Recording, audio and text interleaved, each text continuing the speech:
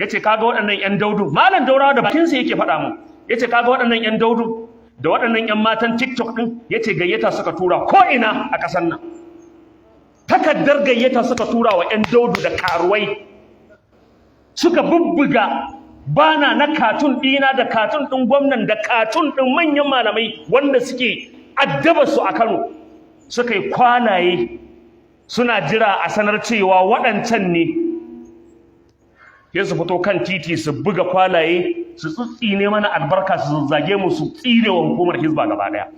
Yace abin da suka shirya kenan. Yace muna da bidiyo da audios da abubuwan da aka turo mana cewa ga abin da aka shirya za a yi mana a Kano idan aka sanar cewa ba gwamna Abba ne ya ci zabe ba. Yace to amma ina mu dai ba abin da zamu iya yi sai dai mu ga Allah, muka yi ta gaya wa Allah cewa Allah karka ba waɗannan tsinannu dama, saboda tsinannu ne, haka manzon Allah ya ce al'inuhunna fa innahunna mal'unatun, ku tsine musu albarka domin tsinannu ne, inji manzon Allah. Yace Allah karka ba waɗannan tsinannun dama. Yace ana wayar gari ku sai ga labari ya canja ta inda baka zato.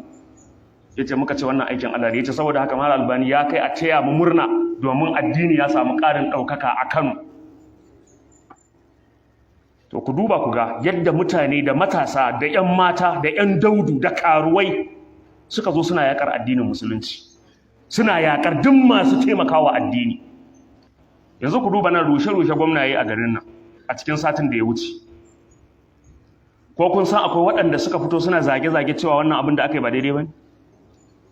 Ko ba ku da labari? Kunnuwanku ba sa zuwa muku yi gurare da yawa, mu masu da'awa to ko ina kunnanmu yana nan wallahi.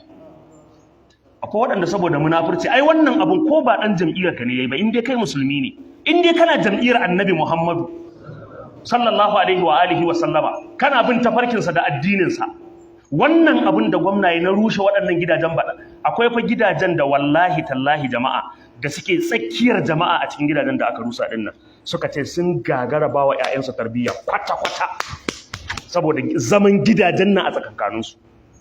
Duk tarbiyyar da ka ɗauko za ka ba wa yaro yana fitowa sai ga akasinta a gurin wata karuwa, yana fitowa sai ga akasinta a gurin wani ɗan daudu, yana fitowa sai ganta akasinta a gurin wani tsinanne ya zo zai shiga wannan gidan.